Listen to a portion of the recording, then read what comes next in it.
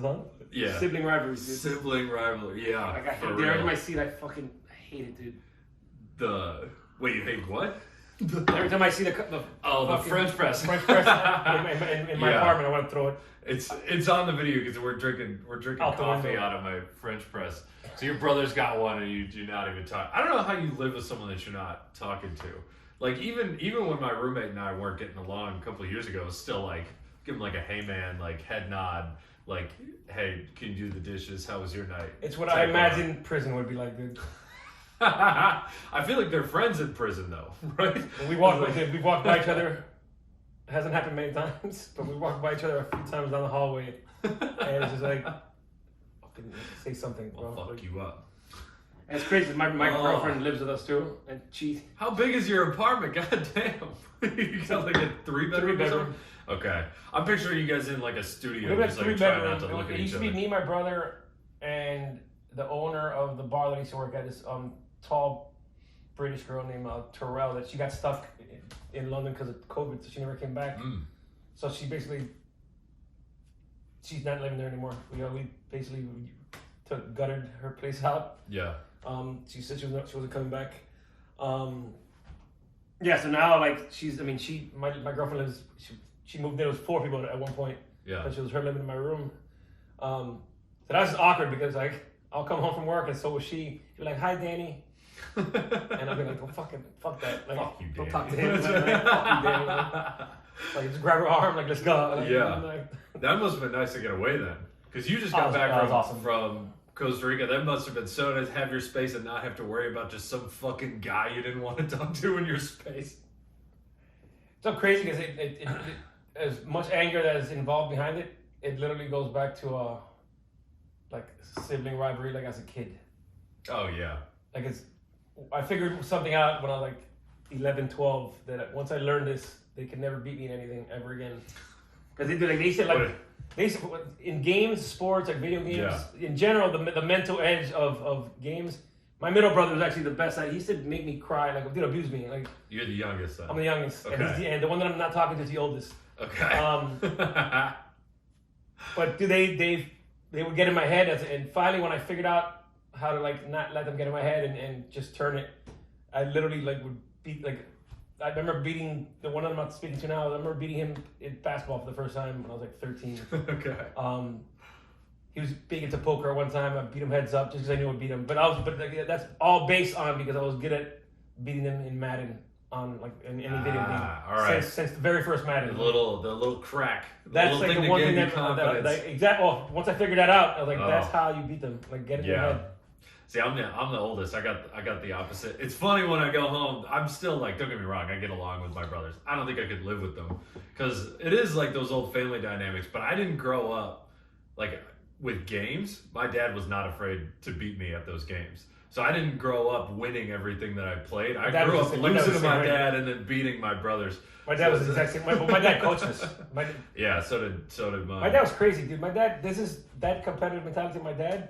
My dad actually did this. It's such a funny story, man. My dad and my brother, my brother at the time, the one the oldest one, Danny, he was really into kendo. To what? Kendo, like a Japanese sword fighting. Gotcha. With a wooden bamboo sticks. Sure. Which is how you practice. Yeah. So every day, like we would go to the backyard and spar with the bamboo sticks. That's actually one of the first times that I beat the middle brother from picking on me with bamboo sticks. Okay. Nice. But the story with my dad is they were going at it, and my brother at the time's probably like 15, so hit like a man. Sure. He hit my dad in the knuckles, and, and my dad started bleeding, and my dad didn't care. My dad's like, "Let's finish." Sure. And my brother's like, "No, I don't want." You got scared of your dad. No, because he's bleeding. He's like, "Dude, I don't want to play anymore." And my dad's like, "No, we're finishing." And he's like, "No." My dad said it one more time. When my brother refused, my dad went inside the house and got a BB gun. Oh shit! Chased my brother around the house. What? And shot my brother in the ass, dude. No way. What was your mom doing? Screaming like I remember. So she could not have been happy about that. Like all over. I was probably 15, so I was 7, 8 at the time. You just And watching I this just shit like, oh my happen. God, that's awesome. Never play my dad against anything. Never. But I think it was 9. Fight my 9 dad at the with a time. bamboo My dad was stick. crazy. My dad was so vicious. My first year playing baseball, I was like 8, and I hadn't gotten a hit yet. Like in like 3 games, and I finally hit a home run. He fucking left me alone. But I remember right before that, he took me to the park one day, and he was hitting. And this is finally when I got over, and it was the same thing with the mental game. When I finally got over being like afraid of something, because at the time I was afraid of getting hit by the baseball. So like Sure. getting ground balls, like I was back off, and I was just scared. And then finally he's like, "We come here every day, and you fucking suck."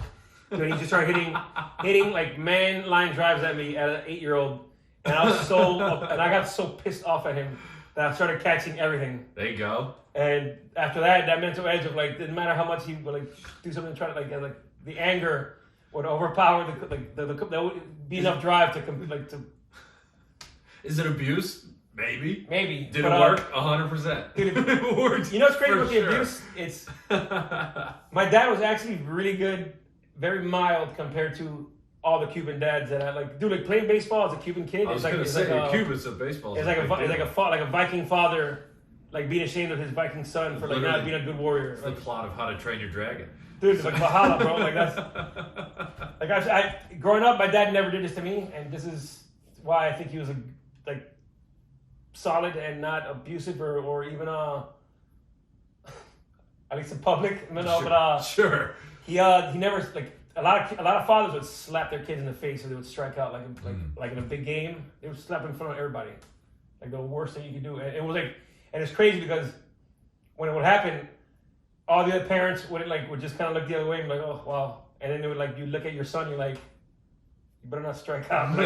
Yeah. Because someone had to do that to you. Dude. Like, Can't look weak in front of the other Yeah, dad. like, don't You let better that- get a hit, goddamn. better not strike out. Dude. You know what's funny with that baseball thing is I never had a problem being scared of the ball, but my younger brothers did. And it's funny, like I would go play catch with them and they would always like put their mitt up, but they would turn their head when the ball was coming and they try to catch it without looking.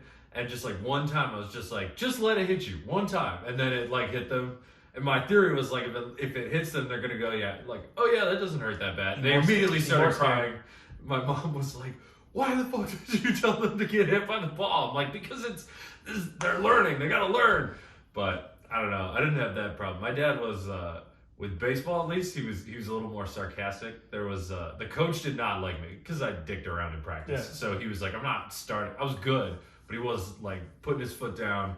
He's like, nah, he's a fucking clown. He doesn't get to start. You have to try practice if you want to start, blah, blah, blah. So he put me in like right field, even though I was bigger than everybody. Should have played first base. And I made a legit diving catch, like whole body off the ground on like this pop-up or whatever. And I'm like super pumped. Like it was like literally 9th inning. Everybody's like crowding around me. I go to my dad at the end of the game. I was like, did you see my catch? He goes, what catch?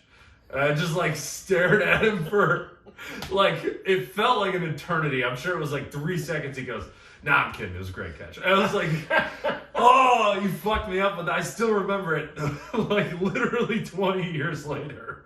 My dad would have been like, "Do you see that catch?" I was like, "Yeah, I saw the catch, but like, why'd you take Took a bad path. to the ball. why'd you take that meatball in your second at bat?" Like, fucking really, bro? So did that make you more determined to get better at baseball, or did you just give up on It baseball? did. It just made me try to be perfectionist, and I guess that's why like a lot of in everything that I do, I try to. It's like it's a gift and a curse. It's trying to make it too perfect because like to try to like Yeah. either please him or like just have him like shut up.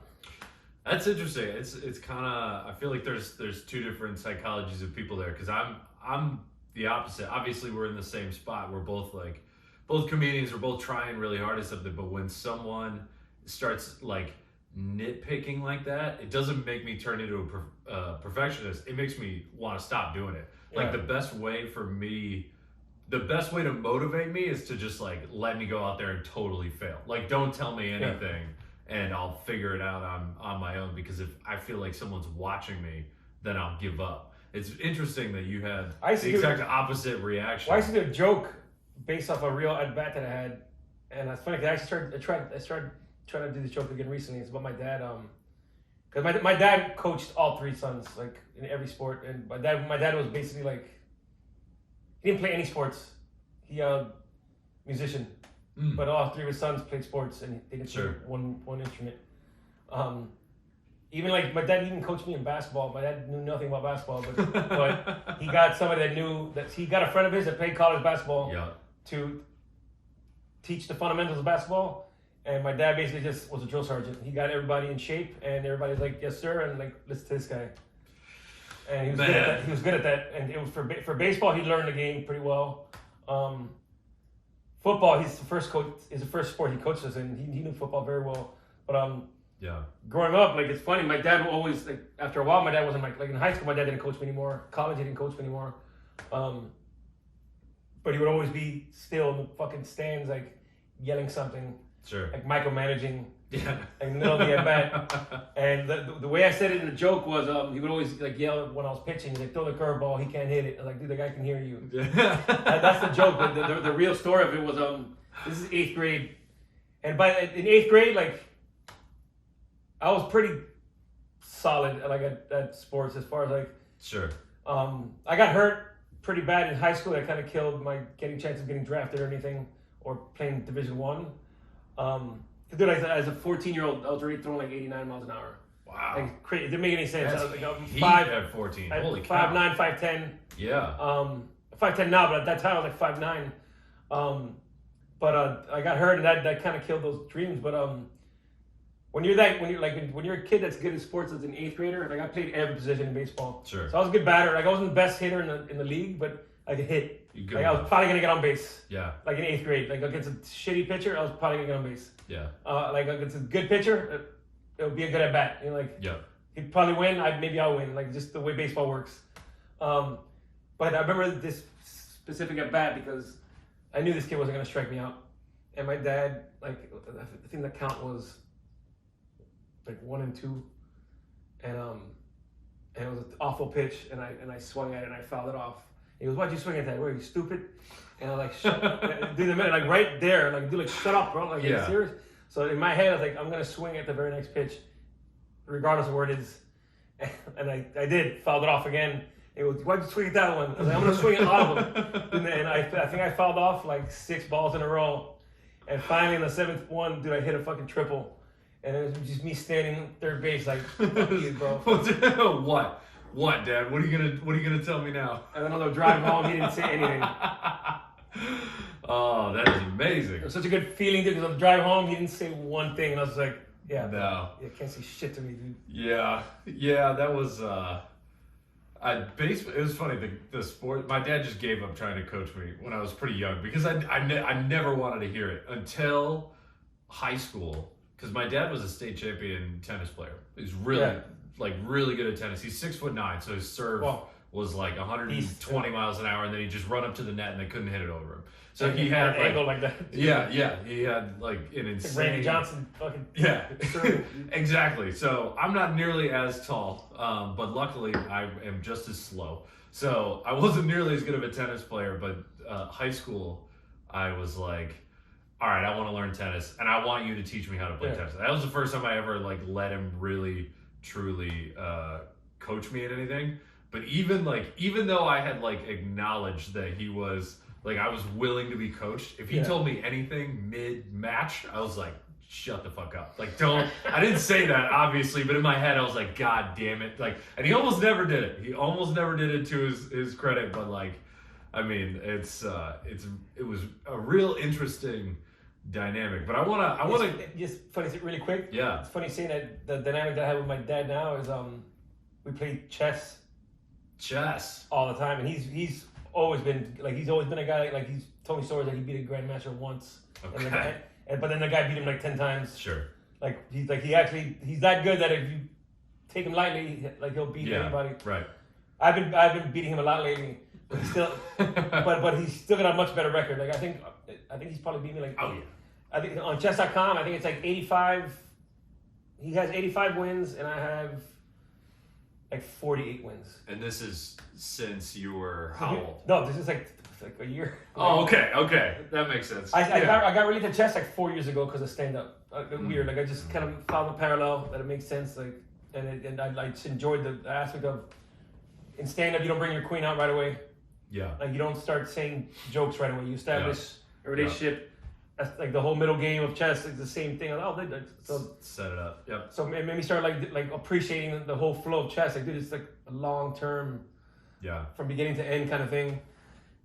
It's not about the first second. It's about the whole thing. And I'm like, right. So. Right. But even now, like my dad will like message like on the chat on the chess.com chat like trying to micromanage me in the middle of a game that I just beat him in. I actually won this game, and he's like, dude, you're just trading pieces. I don't know where you're going with this. And then like 1 move later, I'm like he resigned because I had him. I'm like talking shit, dude. Mm-hmm. That's only gonna get better as he gets older too. So I wanna get into how you were brought up because you're Cuban from Miami. Like I want to get into. We kind of touched on it with baseball, but sort of the culture that you grew up with, and then now you kind of see like coming up here now that you're living in New York, like the differences between like different Hispanic cultures. Because I feel like because I've met a few people of Cuban descent from Miami, and they seem very different than the people from like Puerto Rican up here. But I feel like a lot of Americans especially kind of have this idea of just like Hispanics. So like obviously baseball's huge for you guys, but like Cuban in Miami is an interesting concept, man, because with your family, you're Cuban. Okay. Because we all like everybody has like a similar story. Like not everything's like Cocaine Cowboy's story, like that extreme, but everything is kind of like came from Cuba, moved to Miami, had to hustle in Miami, whether you're doctor or a bus driver, like you had to find the hustle to survive and work hard, whatever, and make it. So when I was born in Miami, my parents, the way they made it to Miami was my dad came before Castro, like 5 years before Castro, like 55. So right after the war, or 10 years after the war. And 55, this is 5 years before Castro. My grandfather was just like really good, like blue collar, like a union guy. He was a really good welder. That was his best skill. But he's just a good like all around like fix shit kind of guy. He wouldn't fix it great, but like it worked. Yeah. Like he would take a car apart and like he'd put it back and it would work, and there would be like pieces missing. Like this is not good. That sounds like every engineer and mechanic my dad I've ever always freak out. but he whatever. He came. He moved to New York first. He worked on a cruise ship. Brought my dad over. Brought my grandmother over. My uncle was born here, and then they would go to Cuba every summer.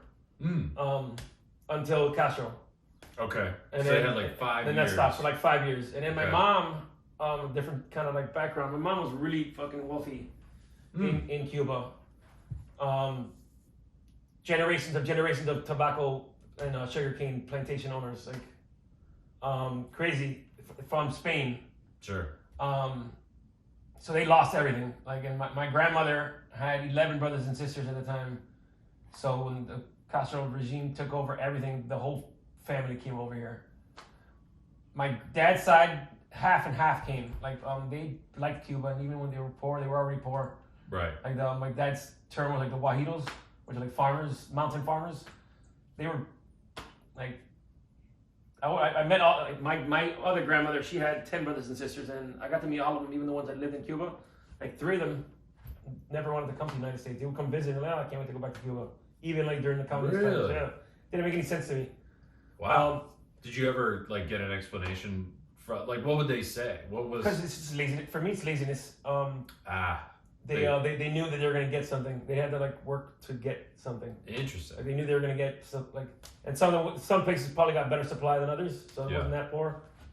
Kind of like getting like a stimulus check. Like, yeah, I was actually gonna ask about that later, but so whatever, dude. Like growing up as a kid in the 80s,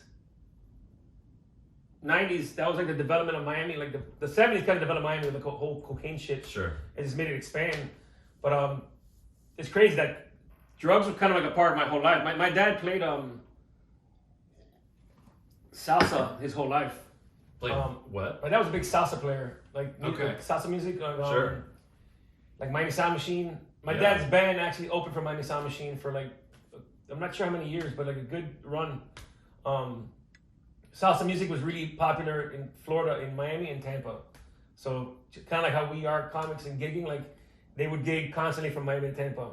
Just like make that drive back and forth. That and then whatever they can get in between that like was interested in hiring salsa bands. Yeah, my dad played with Celia Cruz, which is like, she's like the diva of salsa music. She was like a Cuban lady. Okay. So I grew up to that, and it's funny because as a little kid you don't appreciate it, but like Cuban salsa music, like my dad was in a band, so like as a kid I would go to all these concerts and play with the other little kids because we didn't care about the music. Sure. But just being around fucking Cuban shit all day. Growing up in Miami, it was almost like living from what I imagine what Cuba would be like, because my whole family lived around me. It was nuts, dude. Like, I remember how big is the house? No, it's just neighborhood. Like all. I gotcha. Yeah. I lived with my parents, with my two brothers in our house. Across the street from our house, my uncle lived in a duplex with my uncle and his family, my cousins, his wife, and my grandfather, my uncle's dad, with my grandmother in the same duplex. The very next door was my grandfather's brother that lived in the house with his family. It was a huge house, so like two families lived in that house. There was our friends named Skinny and Gordo, his brothers that were fat, one skinny. One fat, one skinny. And the next house was, who was like, this guy was probably like the don of all the family, like of my grandfather's side, was my grandfather's oldest brother. And actually no, it was my grandfather's oldest sister and her husband, who was like that. From what I remember as a little kid, he was a guy that like everybody kind of like respected. Like he was like Maya Lansky kind of style, like just little fucking organized guy that's always clean cut. Yeah.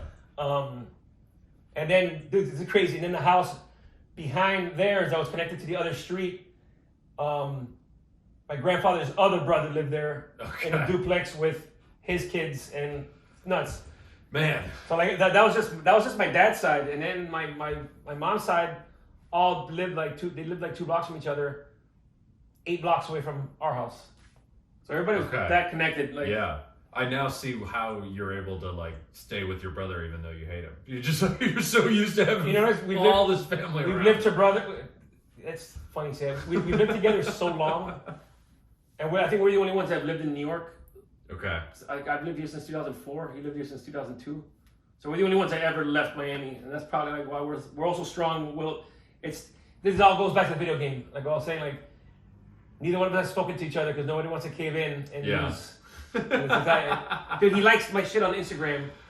That's hilarious. It fucking pisses me off. That's probably why he does it. Because like, dude, he's gonna comment on this podcast too. Fuck you, dude.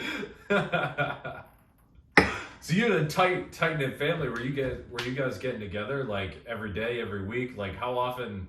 I would hang out. It is. I grew up close to my family. Like playing 2 sports, hours dude. away Like on one playing hand, sports. an hour away on the other side. But the ride to like the park every day was my uncle coached the same team with my dad, and my 2 cousins who ended up being like college softball players.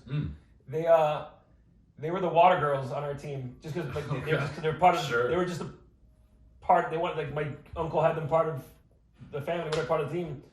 So at a time, dude, like every day for football practice was me, my dad, my uncle, my brother. Eventually, when he got older, he eventually coached me for like a couple of years.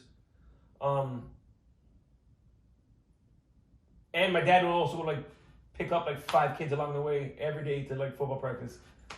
So everything was tight. For example, like Christmas Eve with my family is like a huge, like that's how you feel Cuban, because it was like they would roast a pork and it would be like 100 people over. It'd be like a feast, and it'd be like an all day kind of thing, which would be cool. Yeah. That number is kind of slowly gotten smaller. Like, as people move away, or like pretty much. We all got older. Everybody moved away.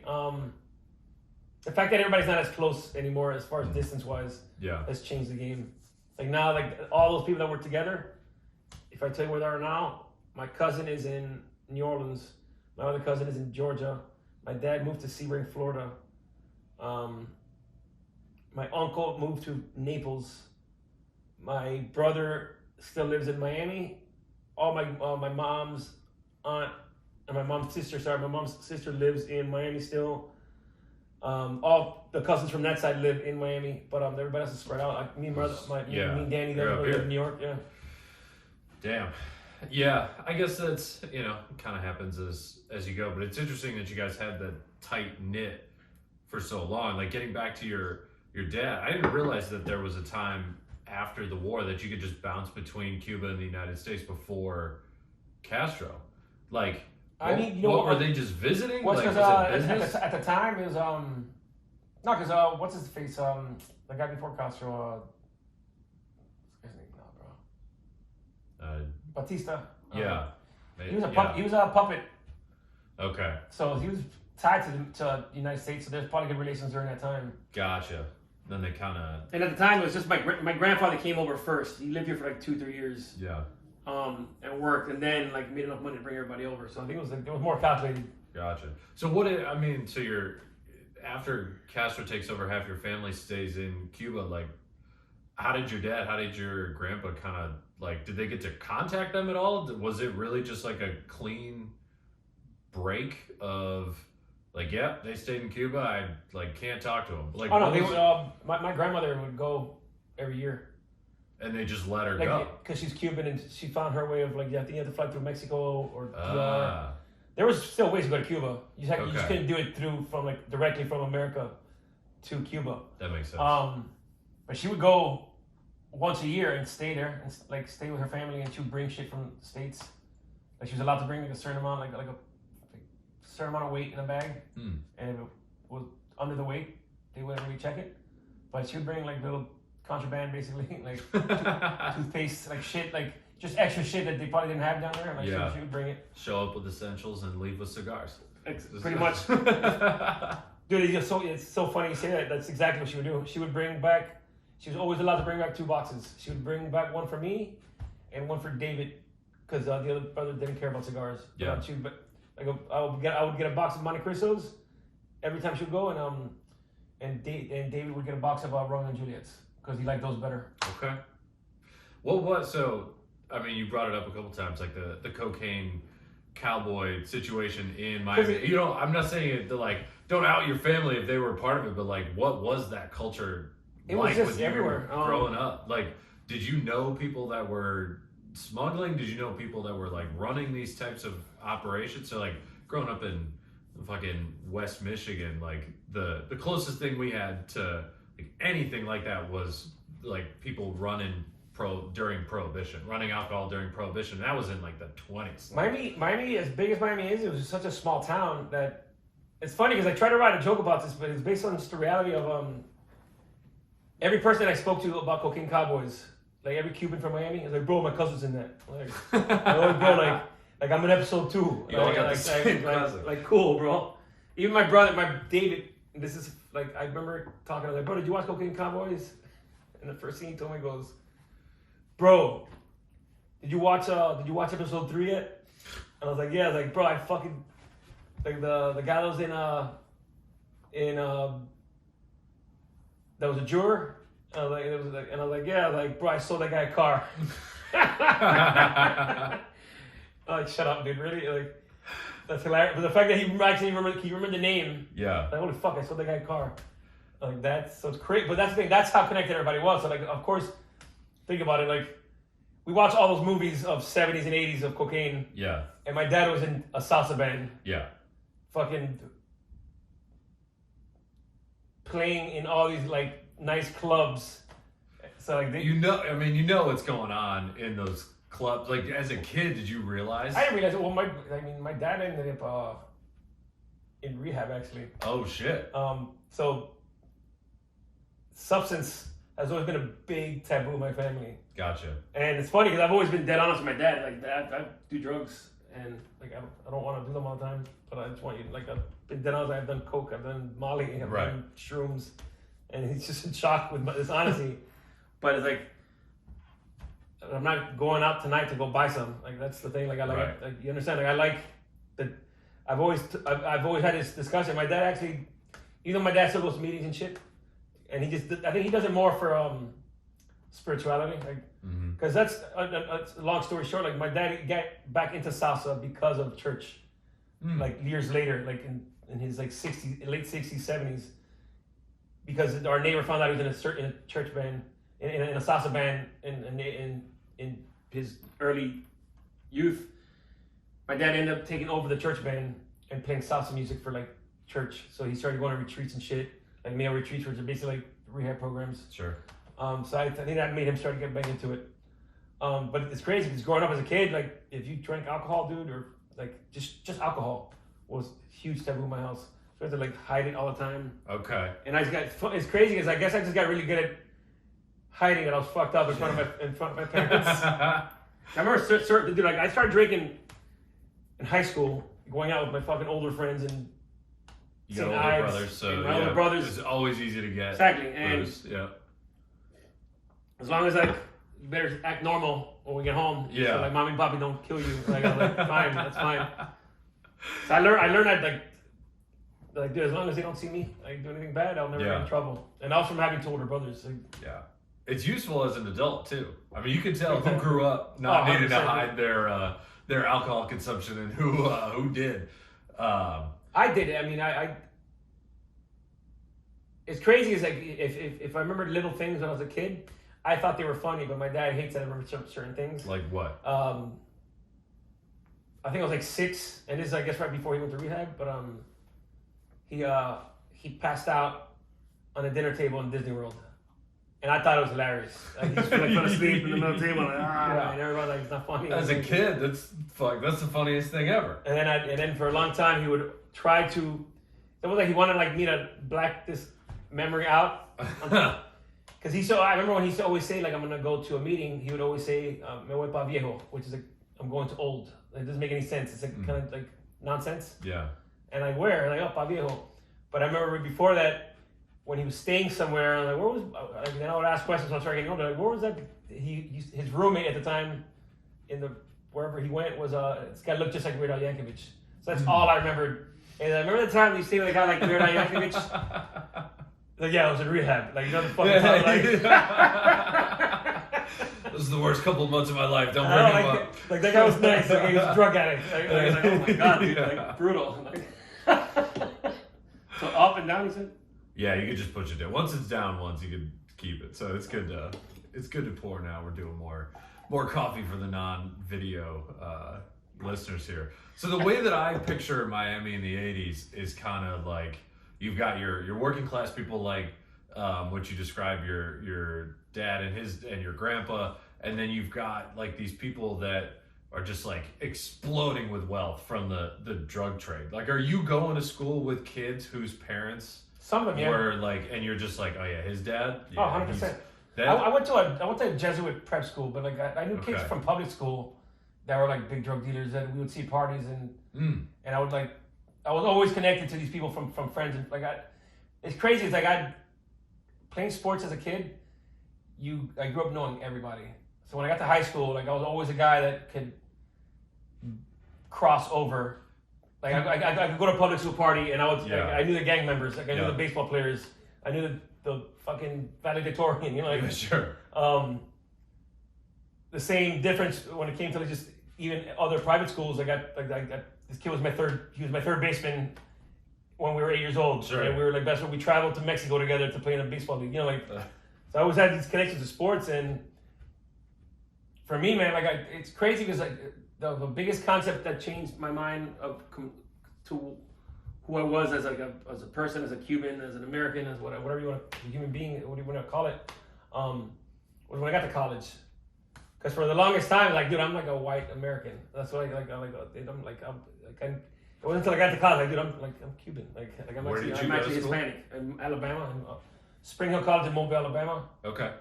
So like right, culture shock, big time. Like yeah. I didn't mind it, but when the first few people started like, you speak Mexican, I'm like, no, dude, I speak fucking Spanish. Like, all right, where am I, dude? Yeah, we're at college. You should know the term for that. Well, the college kids wouldn't say that. It was like I got you. The locals. I got you. Man, like you speak Mexican. And like, I speak Spanish, but you're close. Well, I mean, how diverse was Miami growing up? Like, was everyone at your school also Cuban? Like, you were a foreigner if you were like Nicaraguan. Like, for example, Miami is very predominantly Cuban and Haitian at the time. It's changed a lot now. But I went to Corpus Christi, which was in Alapata Wynwood, which is little Haiti basically at the time. I was the minority there. Like, it was, I would say 80% was Haitian. The other 20% was spread out Cuban, Puerto Rican, Nicaraguan. Now, if you go to Miami, it's super different. It's Little Haiti's bigger now. It's 80% Jewish. Little Haiti, it's crazy, but it's Little Haiti's gentrified a little bit. But okay. But now it's not like Little Havana, and it was like now there's Venezuelans are super in. They call Dorado Dorazuela now because it's all Venezuelans. Oh wow. If you go to like where my parents lived before, which is like Southwest Miami, it was all Cuban at the time. Now it's like half Cuban and half like Nicaraguan, Venezuelan, and even like a few, I'll say like Costa Ricans. Like it's I think the Miami Cubans opened the wave, but it's just a different way. Like, it's just a floodgate of just all South American countries coming in now. I mean, it's easy to get there, right? Exactly. Like when I went down to Costa Rica, the layover was in Miami, and it's like, well, it makes sense that everybody just kind of stops in here. So that is it's interesting how like all of these places, like I would look at Miami and say like, wow, it's super diverse. Like there's a lot of when you were growing up, there's a lot of Cubans, and I wouldn't think about that for my hometown, but like in terms of diversity across like different ethnicities, mine was mostly white, yours was mostly Cuban, and like anyone that was different, it was like, oh, okay, they're new. That's kind of why I wanted to go away to college. I felt the majority of the people that I grew up with were very sheltered, and they like almost like they lived in a bubble, like almost like a Siddhartha bubble. Yeah. Like oh my God, there's poor people. Like, but I think me playing sports my whole life already opened that for me because my dad taught in an inner city school. Okay. For years, like my dad quit his job at the time and he quit playing in the band and he started teaching music. My dad's mentality was like Edward James Olmos, like stand and deliver. Like that's the teacher he became as a music teacher, like psycho, like but drill sergeant for music now. Sure. It's like the guy in Whiplash. But he would take me to his school. Like whenever I had a day off, it's funny. Whenever I had a day off, he would take me there and I'll spend a day with like the kids that he taught and he even there like the kids like. I'm in inner city school, like kids that fucking are violent and get in trouble all the time, and they're like, "You Mr. Dorado's son," and they wouldn't like nobody would touch me because as much respect they had for my dad. Okay. Because dude, like, my dad was tough, dude. My dad would like gotta look at your face as a kid and fucking poke you in the chest and like, ow, like, or headbutt you. Like who does that? Yeah. But he knew things he can get away with that a kid. Right. If you did it now, you gotta on tape. Done, yeah. Dude. That'll be done now. You know, it's funny because my dad is also a teacher, different school though. Yeah. I would get seen like in like my hometown was like a small suburb of a bigger school, and like his students would find out that like I was his kid. Yeah. But he was the computer teacher, so everybody fucking loves the computer teacher because they get to dick around on the computer all the time. So they would just like, it almost drove me crazier. That everyone I met who had my dad, all they talked about was like how great of a teacher he was. It's like, really? Because he keeps grounding my ass. Like, it's like, he's not that much fun with me. And like, yeah, I'm a piece of shit kid, but at the time, it's so funny looking back on it going like, man, it was so annoying that everybody liked my dad so much. That's pretty funny. That's the thing, like I just, I'm grateful that my dad actually gave me that eye experience already as a kid because I think a lot of people were already just ignorant and sheltered and just like you would make these judgments about like a different culture or ethnicity and like but you don't know anything about that ethnicity like all you've experienced is Cubans your whole life and you make it like how do you know? Yeah. And that was always my biggest thing that would piss me off. Which is why when I got older, about college time, like but the biggest pet peeve about Miami was like, dude, like everybody suffers from like Al Bundy syndrome. How Like, so? you were the best. Like even when I would come back from college, it's like, bro, remember like how good you were in like 4th grade, bro? Yeah, yeah. Like, dude, you're the best, bro. Like, dude, I'm fucking like 28. Like, I'm worried about what I'm gonna do next, not what I and did when I was 9. that mainly made me want to go away to college. It's like, you know what? Like, there's more. Like, I want to experience more. Yeah. And there's always kind of like my own journey in my head that made me move to New York, which is why we were talking about earlier about Costa Rica. I think that's been part of my overall journey. Is which is why I said yes to the experience of living down there, which is 2014. Yeah. So for people that didn't watch the last one that you were on, so you manage comedy clubs, you manage bars, like this is your bread and butter. And you got to live in Costa Rica for would you say 6 months? I would say right under 6 months. Okay. And that was you were like helping them open a bar, right? Yeah, pretty much. 2014, I was managing Thunder Jackson's, which is a block away from the Grizzly Pear. Okay. Which at the time is like I had in New York. In New York at the time, 2014, I had been doing stand up for I would say 4 years, but really like 3 too, because I was like really starting to get into it. Sure. So I was in a pretty good position, which is why it didn't make any sense for me to leave this time at this point, because it was almost like, oh, maybe like I've seen too many epic movies that are like, this is like this is the moment, like this, like, let's do it. So I like, so whatever. These guys like, we're opening a bar in Costa Rica. Can you help us go down there and like open it? These guys, I've helped open a lot of bars, and like I said, like from working in hospitality, like I have good enough experience. I've worked at places at the end of their run. I've opened like 6 places from like zero, from scratch, and in the middle, here and there, whatever. So when we went down there, like these guys weren't any way near ready opening this like place, and like you guys are like they wanted to open like tomorrow. I'm like, dude, you crazy? Like you have to open like 5 months, dude. That's what I was fighting the whole time I was down there. And just like making stupid ideas work, because one of my owner's drunk brothers that was living down there would like crazy thing. We'll get to that. I'm getting back to how I ended up there. Which is why like it was a big decision for me. Like in one of my biggest moments in life was like living down there for 6 months, because I knew it was gonna be a mistake of like financially. I knew I was gonna get devastated from this decision, because these guys, like I said, these guys weren't ready to open the place at all. And they weren't paying you to go down there? No. There was a lot of incentives that kind of like made me make the decision that I knew I could come back to New York not as beat up. Yeah. But that slowly fell apart, and that's my first learning lesson of like trusting people without something signed. That's like, I'll never make that mistake again. Everybody learns that one the hard way. It's the point. One thing, like that was kind of my decision making. Like I know there's gonna be a mistake, but it's also when I was down there, it was October, so December I decided to make this. Like, dude, it's 95 degrees here.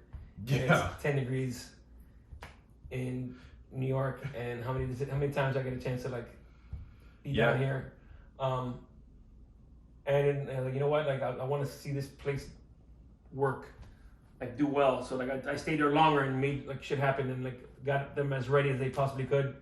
But the bar actually, that location, the specific location where we opened the place in Costa Rica, like in that town in Jaco, like 6 businesses had failed within a year in that location. Wow. So everybody thought it was plagued, it was doomed.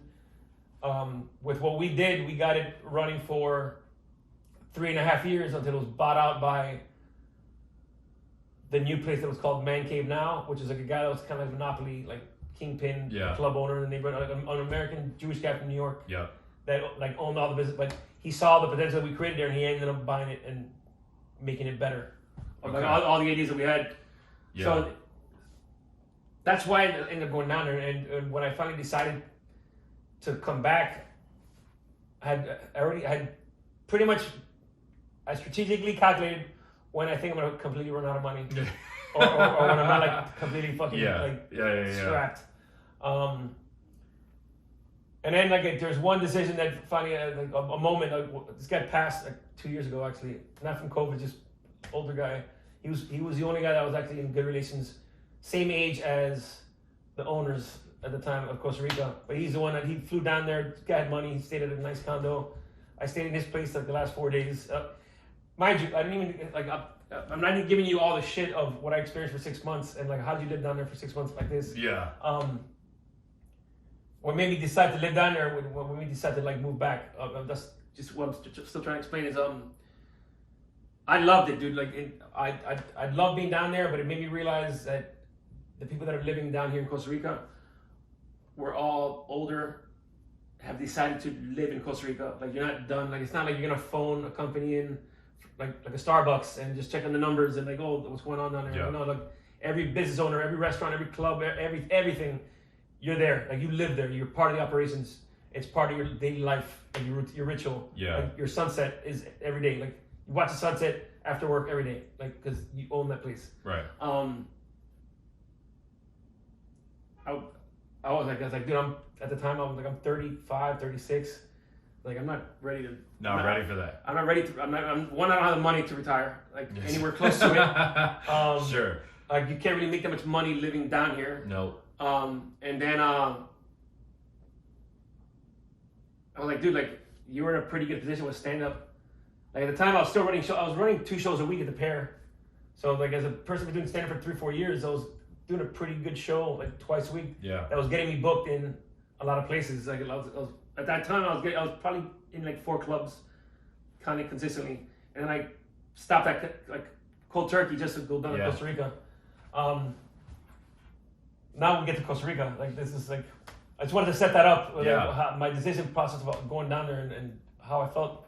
Well, it's interesting what you say. I think what you're saying about like, it's kind of a slower way of life down there. Like, much slower. They call it tico time. Right. Yeah.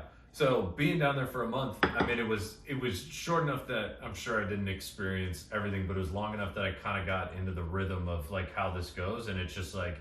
The thought that my friend and I, who I went down there with, had was like, this is awesome. I'm not ready for life to be this slow yet. And that was like, because the bars, they were closing at like 10. Yeah. And they were like, it gets super dark. There's barely any street lights. So it's like, once it's dark, you're kind of in. And it was like, it was fun. Don't get me wrong, but it's a very like daytime oriented place. 100%. That's where I was torn because like, man, like, I'm like leaving such a badass place, but I'm not ready to be here yet. Yeah. It's funny because that's what actually kept me there for 6 months. I was only supposed to be there for a month and a half, and I remember after like a lot of positive things happened. That I was like, man, this is awesome. Like I love this place. One, I got healthy. Oh yeah. Like I got really healthy. Yeah. Being down there. All you're eating down there is like fruit, like fresh nothing's stuff. Nothing's processed. No. Because apparently there's an insane import tax. Great, so exactly. So you're eating what the locals eat. But even like it's crazy. Wow, this is.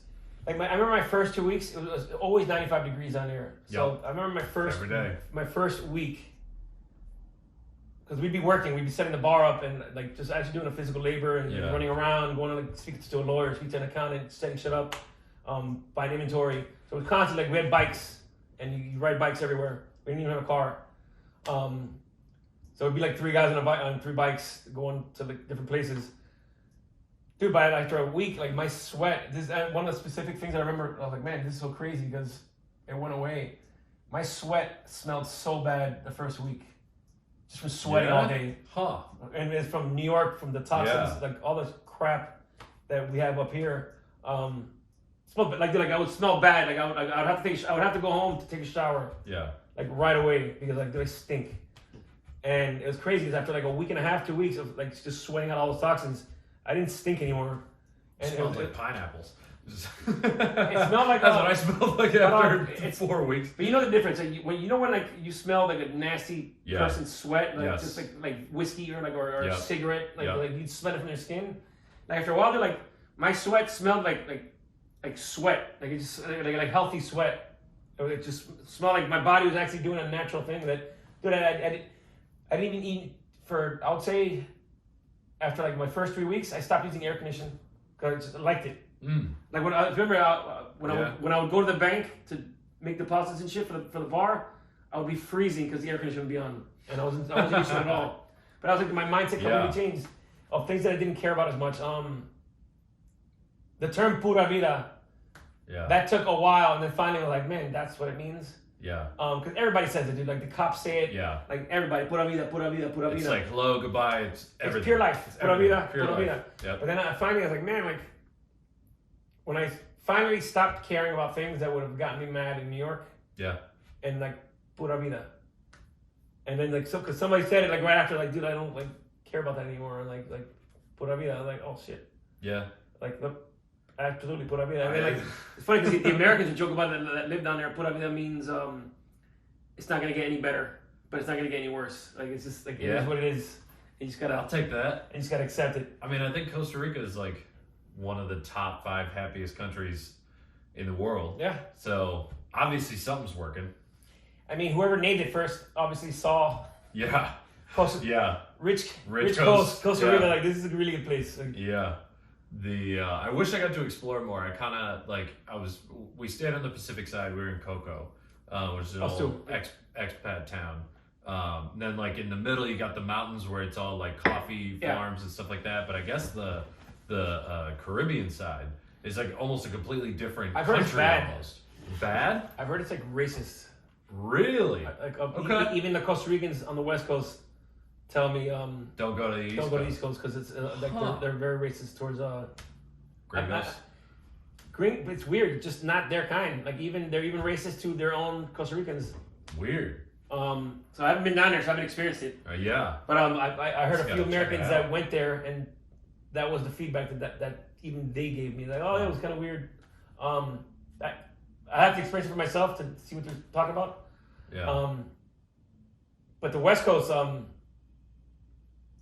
it's just, I mean, I think a lot of Spanish, South American countries are slowly just getting bigger and bigger because that's where Americans and Canadians are going to retire. Yeah. And so when I went to Ecuador, it was like we were in a little town called Baños for it was like 3 days, and it's little expat town. Like a bunch of Americans are going down there to retire. That's what Coco was, and it's interesting you brought up that. That's exactly pretty much what Jaco is. Like, yeah, Jaco's it was a surf town. It became a surf town because it had really good surf, but the reality was it was a place where fucking 70, 80-year-old Americans, guys, would go retire. Yeah. You can take fucking steroids over the counter.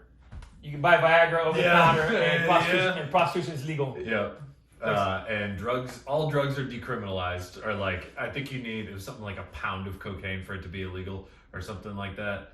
Which like, it makes sense why it's legal. It also makes sense. It's funny you brought up that like a New Yorker bought the restaurant that you built up, because that was one thing in Coco. You could tell which places were like owned by the locals, and then you'd go outside of the city just by like 2 seconds, and every single restaurant, hotel is all owned by. You could obviously tell it was owned by white guys that are just like, oh yeah, this is how it is in New York, so we're gonna make it like this. And then you go to that part of the little town, and it's like all white people and their families. It's like it might as well be Florida. Like it's just like. I was like, wow, this is so like Americanized. Like I learned more Spanish in 10 days in Ecuador than I learned in a month in Costa Rica, because anytime I would even try, they would answer me back in Spanish and give me a look like, we're not doing this. We're just speaking in English. That's so funny to say. I'm better than you. Like, that was actually an interesting dynamic that I had to go through when I was living down there, was speaking Spanish and English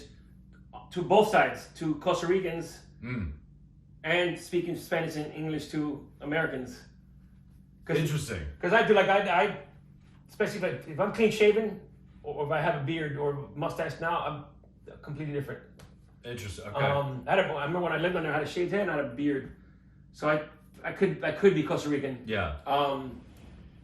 What's crazy is like I knew right away you can hear American talk, and hi, what can I get you guys a drink? And like and like you speak English. Yeah. I'm fucking American. Yeah. And a lot of people couldn't even get past that concept. Or even like they would try to order in Spanish with like the worst Spanish ever to me. Like hola, comer cerveza. Yeah. Like and you just $5. responded. $5. Like, oh, you speak really good. I'm Cuban. Like you don't have to do that bad Spanish accent anymore. Yeah. But the same thing would happen with Costa Ricans. It's crazy because once I started living down there and they accepted me as like I was Latino, then I would get like they started talking to me in Spanish. Because in the beginning they would assume like an American guy. Yeah. So I would say something in Spanish and they would speak to me in English, in like perfect English, like better English than fucking some Americans. Oh yeah. But then they would, oh, where are you from? And oh, my parents are Cuban, blah blah. And then like the next day they would like start talking to me in Spanish, like. Interesting. Okay. So they would like give you. They'd be like, all right, he's one of us. Like, and then eventually, like, oh, Cuba. Like my nickname would be like Cuba. It's interesting how that happens because it's like on the one hand, like I'm not fooling anyone. I go to Costa Rica, nobody starts speaking Spanish to me. It is funny. I went to Norway one time, and nobody there started speaking English to me. They would all come up to me and start speaking Norwegian because they're like, oh yeah, he's Norwegian for sure. And then I'd have to be like, I'm sorry, I'm American. And then they would like, their English was fantastic. They had like Midwestern accents. It was the craziest thing ever. But it's interesting, like where you go, the snap judgments that people make. Oh, 100%. Demographics are huge. Like, well, in New York, I assume everybody's American. Yeah. Even like they could be the most like Hispanic looking person ever. I'm like, I don't know, they probably live in the Bronx. Like, Costa Rica. I mean, it's so funny because living down there made me realize it's all the same shit everywhere, bro. Like even like the way locals treat their own Costa Ricans, like all the West Coast was. It's kind of like going to not the Hamptons. It's like going to Montauk. Yeah. And the people that live in Montauk, the bartenders and the lifestyle, like the locals that live in Montauk, they're completely different from people that go visit them. Yeah. Like it's just different lifestyle, different mindset. I mean, even Montauk to the Hamptons. 100%. Those people are big different. Time. Yeah. And that was the same equivalent that I would find is like you would get people from the city, San Jose, that would go for the weekend to those little towns to go party and shit and to let loose. And it's a beach town. Yeah. And you go to any beach town in the States, you find the similarities and the parallels. The same kind of people. Like surfer dudes are universal. Yeah. And it's so funny because like in Costa Rica, you have all kinds of surfers. Yeah. And they all fucking look identical, even though like one guy's Japanese, one guy's fucking from Spain. They're all the same. Like they all long, dude. Yeah. There's a sushi restaurant we go to in Costa Rica, and it's crazy because it's a smaller place now. When I lived there, it was like 6 sushi chefs working at a time. Like that's how big it was. I guess something happened. The guy found a different location, and it's just the main owner that's living there. But this is like a 55-year-old Japanese guy, like arigato, like everything Japanese, but surfboard in his car and go surfing every morning before work, and like that's the lifestyle. Doesn't matter where you grow. It's funny you bring that up because we started calling Coco where we were staying Central American Daytona because it's just like everyone was old, like all the old people. It was one of those where like they're in great shape, like their bodies look great, but they also look like a paper bag at the same time. So it's just like it was like Daytona Beach, just like in Central America. So we were like, it was so funny though. To your point though, I mean like expat beach town with a bunch of old people is going to be the same there as it is in there, especially with it being so Americanized. Well, like, I think getting Americanized now is making it more commercialized, dude. Like yeah. I mean, there's like a Walmart opening up, and we would try to go to the local place. If you go to San Jose, Escazú is like a little city right outside of San Jose. Dude, it looks like any suburb in America. Like there's a Best Buy, there's a Costco, there's a Home Depot, there's an Olive Garden, there's a fucking Outback Steak. Dude, we went to the Taco Bell one time in Liberia because it was just like, fuck, I mean, let's go in there. You got to try Costa Rican Taco Bell. But I think now, it's like, I think Costa Rica, the party towns that were known as bachelor towns and surf towns are slowly becoming like mini Vegas. Because our last trip down there was bachelorette parties now. Yeah? Like when we went down, there was a bachelorette party that was like in our restaurant. They were like, I don't know, just it's cheaper than Vegas. Like they literally said, That's it's cheaper to that's fly down to exactly- Costa Rica than That's exactly to go to what- Vegas. And that's exactly my biggest assessment from Costa Rica was like this is Miami and Vegas in the 80s. Like it's still like the Wild West, Yeah. but kind of like the Costa Ricans don't want to hurt us because we're their economy. Yeah. So like tourism is a beautiful thing for them. Like, Yeah. Dude, way to bring that full circle right on the hour. I think that's the best way to wrap it up. Yeah, man. Miami's in the 80s. Costa Rica's the new Miami. You heard it here first. It really is, bro. And that's why I want to. The irony of I want to retire down there like the old Jewish guys from New York that eventually moved Yes. down there. Yeah. I want to be the Cuban guy to move to Costa Rica in my 80s, dude. Like Beautiful. That's my goal. I love it. Where can people find you? Instagram, shows, all that stuff? Cuban is funny on Instagram and Twitter. GrizzlyPearStandup.com. Yeah. They check it out. They just updated our website. Awesome. Yeah, former guest Anna Bianco's doing a bunch of stuff. with you She's guys. crushing it. Dude. She's awesome. Yeah. That's for another story. But it's funny how things happen. Right before, at the time we were looking for somebody to do our social media, and she was the number one on our list. Yeah. And she came up to us and said, "I want to do your social media." And like we've been thinking about you as a number one person anyway. So perfect. Yes. Yes. Can't write it better than that. All right, follow me at Corey T Comedy on all social media. Come check out my shows at the Three Monkeys every single week up in Midtown Manhattan, and don't forget to subscribe to the podcast. Gabe, let's do another one of these soon. Absolutely, bro. Let's Pleasure. kill these shows tonight.